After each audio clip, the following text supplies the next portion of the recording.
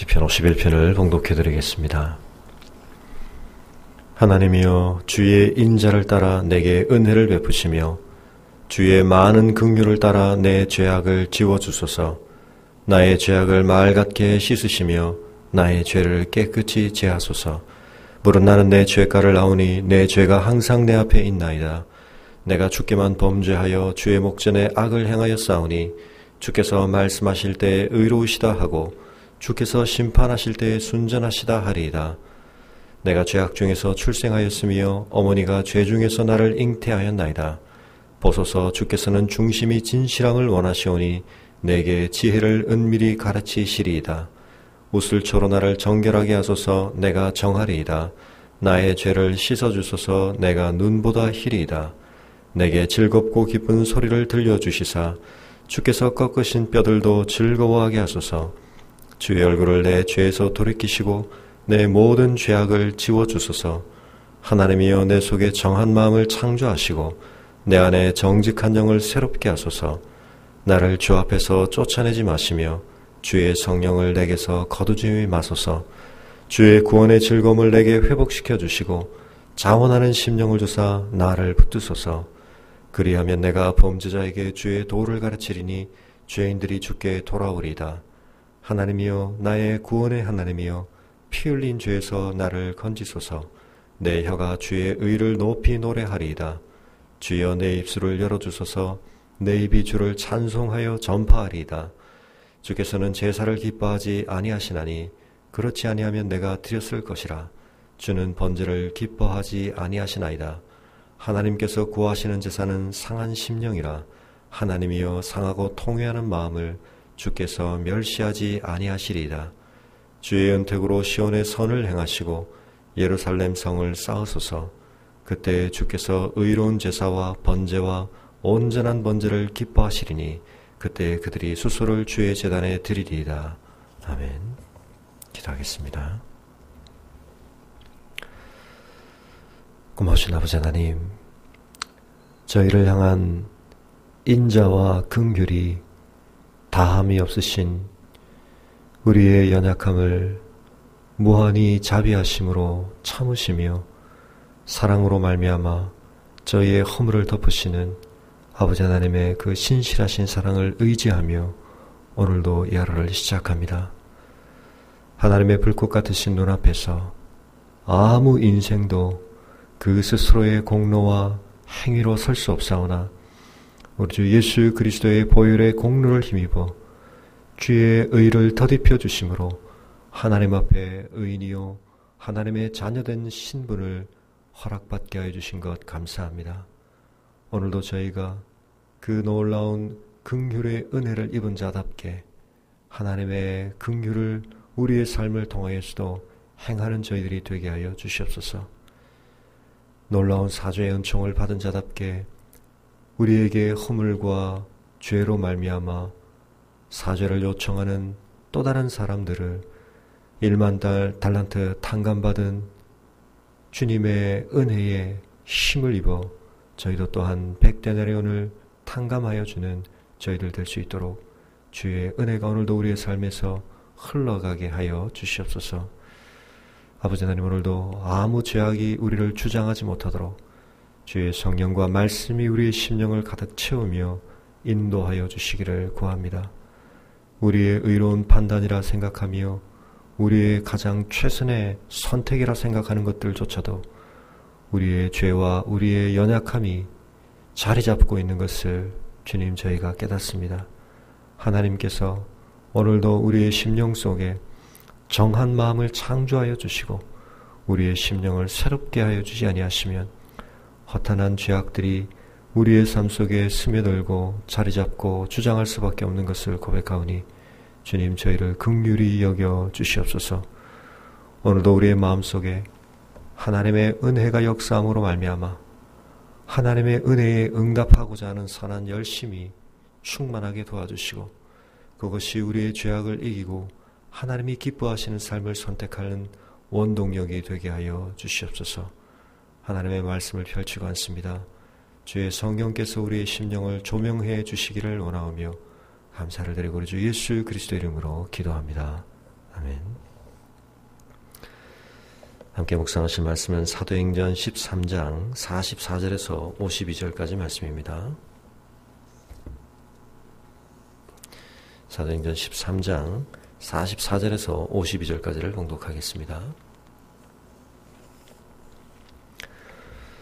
그 다음 안식일에는 온 시민이 거의 다 하나님의 말씀을 듣고자 하여 모이니 유대인들이 그 무리를 보고 시기가 가득하여 바울이 말한 것을 반박하고 비방하거늘 바울과 바나바가 담대히 말하여 이르되 하나님의 말씀을 마땅히 먼저 너희에게 전할 것이로되 너희가 그것을 버리고 영생을 얻기에 합당하지 않은 자로 자처하기로 우리가 이방인에게로 향하노라. 주께서 이같이 우리에게 명하시되 내가 너를 이방의 빛으로 삼아 너로 땅끝까지 구원하게 하리라 하셨느니라 하니 이방인들이 듣고 기뻐하여 하나님의 말씀을 찬송하며 영생을 주시기로 작정된 자는 다 믿더라. 주의 말씀이 그 지방에 두루 퍼지니라. 이에 유대인들이 경건한 귀부인들과 그 신의 유력자들을 선동하여 바울과 바나바를 박해하게 하여 그 지역에서 쫓아내니 두 사람이 그들을 향하여 발에 티끌을 떨어버리니 이고니온으로 가거늘 제자들은 기쁨과 성령이 충만하니라. 아멘. 바울의 가르침과 복음의 선포가 있은 뒤에 다음 안식일이 되었을 때 거의 온 시민들이 하나님의 말씀을 듣고자 모여들었다고 말하고 있습니다. 이를 바라본 유대인들의 무리들이 시기가 가득하였다 그렇게 말하고 있는데 예수님을 십자가에 내몰았던 이유 중에 하나도 그리고 스데반을 순교로 몰아갔던 이유 중에 하나도 바로 유대 종교 지도자들의 시기심이 중요하게 작용했다고 성경은 말하고 있습니다. 시기심이라고 하는 것은 우리의 마음에 죄악이 빚어내는 그러나 참 쉽게 고쳐지지 않는 그러면서 우리 모두의 마음속을 깊이 병들게 하는 정말 우리의 마음속에서 우리가 뿌리를 뽑아야 할 중요한 악 중에 하나입니다. 성경은 시기가 우리의 삶 속에 가득하게 될 때 우리의 삶이 얼마나 파괴적일 수 있는지를 보여주고 있는데 특별히 예수님을 십자가에 못 박도록 내몰았던 종교 지도자들의 마음속에 빌라도조차 확연하게 확인할 수 있을 만큼 이 시기심이 가득했다고 성경은 말하고 있습니다. 유대 종교 지도자들은 낯선 곳에서 나타난 이 사람들에게 온 시민들의 관심이 쏠리고 그들이 그 가르침에 귀 기울이는 것이 견딜 수 없는 고통으로 다가왔습니다. 그것은 이전에 그들이 받고 있던 존경과 인정을 이들이 가로채는 것으로 여겨졌기 때문입니다. 우리의 마음속에 시기가 가득하게 될 때 우리는 올바른 분별력을 잃게 됩니다. 진정하고 참된 평가를 그르치게 되는 것입니다. 그들은 바울이 말한 것을 반박하고 비방하였다고 말합니다. 바울이 전한 복음이 무엇이 잘못되었고 틀렸기 때문이 아니라 그저 그것을 무조건적으로 반대하고 비방하였던 것입니다. 왜냐하면 바울이 그들의 이익과 기득권을 침해하고 있었고 그것이 그들의 마음속에 시기심을 가득하게 하였기 때문입니다. 우리의 마음속에 죄악이 자리 잡을 때 우리의 시야와 우리의 관점과 우리의 선택의 틀이 왜곡되게 되는 것입니다. 있는 그대로를 볼 수 없고 바르게 평가할 수 없고 우리의 마음에 뒤틀린 관점이 그 모든 평가 속에 투영되게 되는 것입니다. 우리의 마음속에 이 시기심을 떨쳐내기 위해서는 결국 하나님의 은혜가 우리를 온전히 채우지 않으면 어려운 것을 보게 됩니다. 지난번에도 묵상하였듯이 세례 요한의 경우에 시기심이 가득할 만한 상황이 있었음에도 불구하고 그가 시기심을 부리기는커녕 오히려 예수 그리스도를 인정할 수 있었던 것은 그가 성령으로 충만한 사람이었기 때문이었습니다.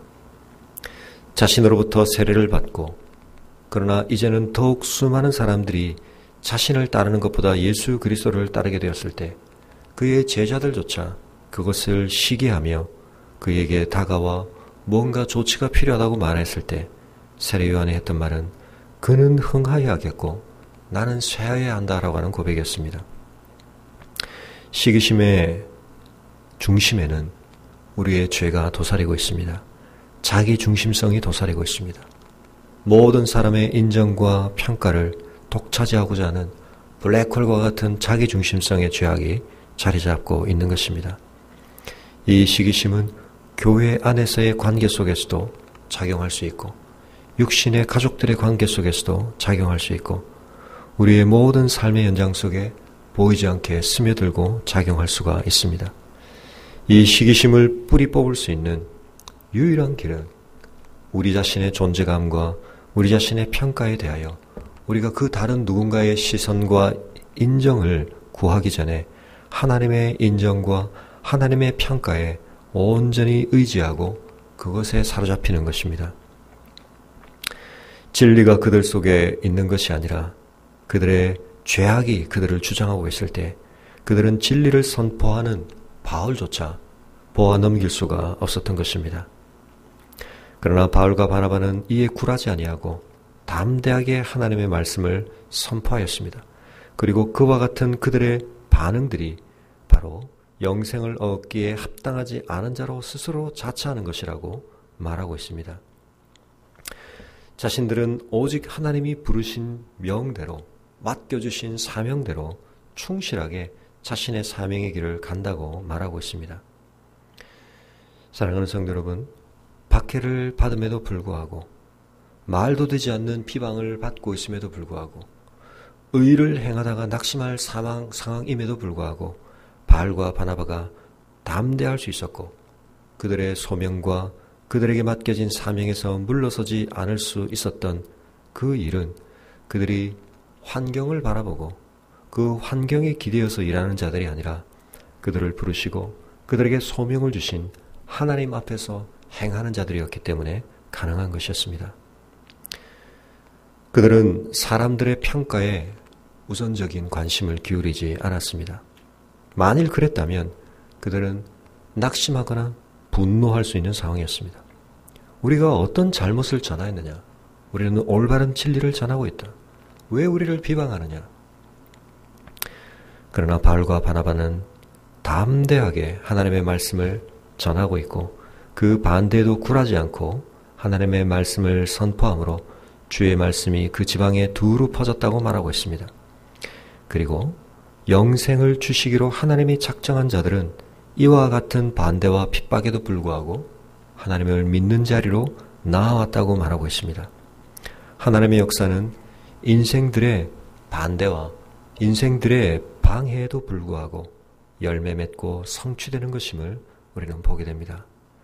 때때로 우리의 눈앞에 복음 전파에 어려운 여건들이 조성되어 있다 할지라도 그 속에 하나님께서 작정하신 영혼들이 있다면 우리는 그 영혼들을 반드시 추수하게 하실 하나님의 은혜와 섭리를 기대하며 반대에 굴하지 아니하고 주눅들지 아니하고 우리가 맡겨진 사명을 성실하게 감당하며 복음을 전하는 일에 더욱 힘을 써야 할 것입니다.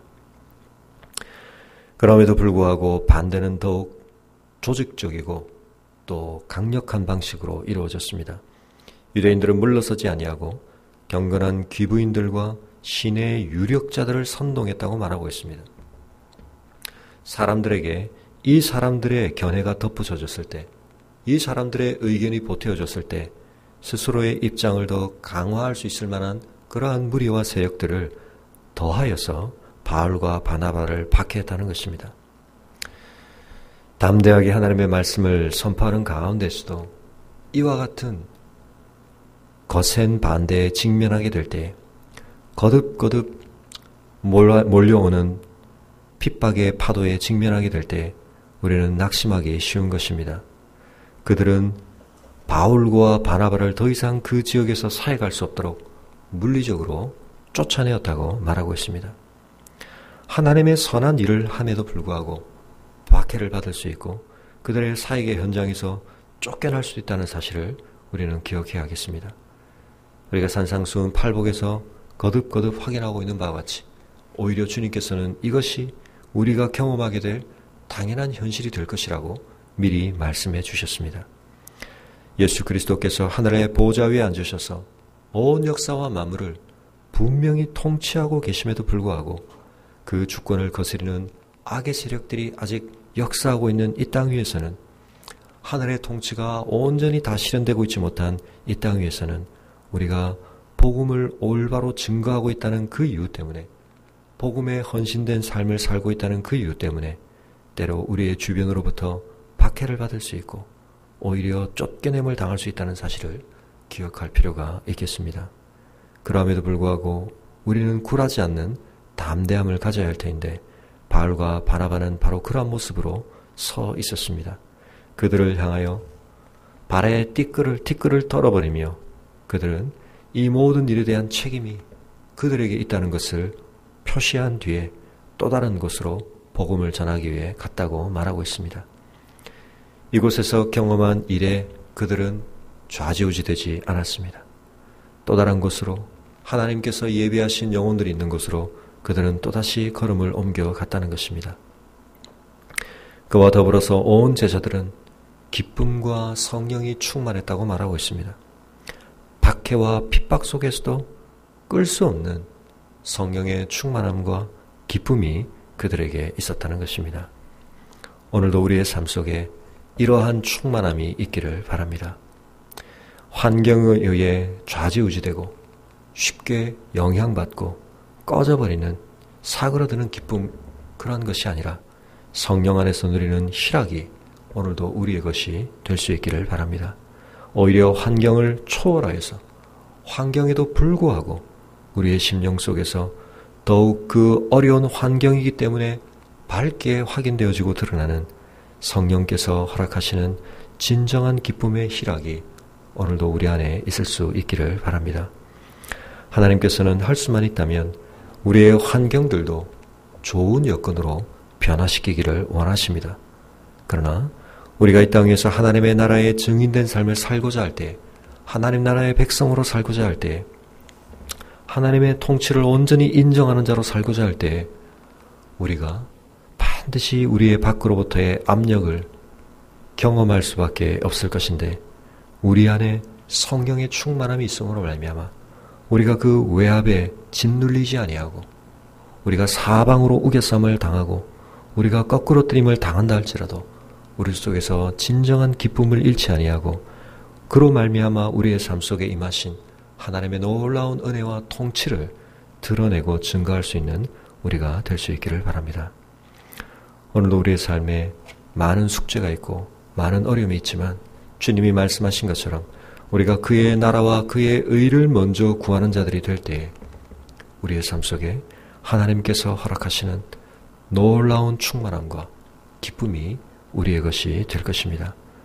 오늘도 세상 가운데서 우리의 걸음이 주 예수 그리스도께서 걸어가신 그 십자가의 길을 위해서 주님이 부르신 부름의 상을 바라보며 힘차게 달려 경주하는 이 하루가 될 때에 때때로 핍박과 어려움과 고난이 있을지라도 하나님이 기뻐하시는 열매를 거두며 하나님께서 허락하시는 은혜를 누리는 우리의 삶이 될 것입니다. 하나님은 오늘도 분명히 역사하고 계십니다. 우리 눈에 드러나는 유대인들의 핍박과 그 많은 영향력 있는 세력들을 동반한 그와 같은 박해에도 불구하고 실질적으로 그 모든 것 가운데 역사하시는 분은 우리 주 예수 그리스도이시며 하나님이심을 기억하고 우리가 현상에 현혹되지 아니하고 우리 눈에 드러나는 상황들에 휘둘리지 아니하고 그 모든 배후와 이면에서 요동치 않고 변함없이 우리를 붙드시며 은혜 가운데 우리의 삶에 역사하시고 우리의 삶을 통해 그 뜻 성취하기를 원하시는 하나님을 바라보는 믿음 안에서 기쁨과 성령의 충만함으로 행하시는 이 하루가 되시기를 주님의 이름으로 축원합니다. 가지고 나오신 기도의 제목으로 기도하시고 돌아가시겠습니다.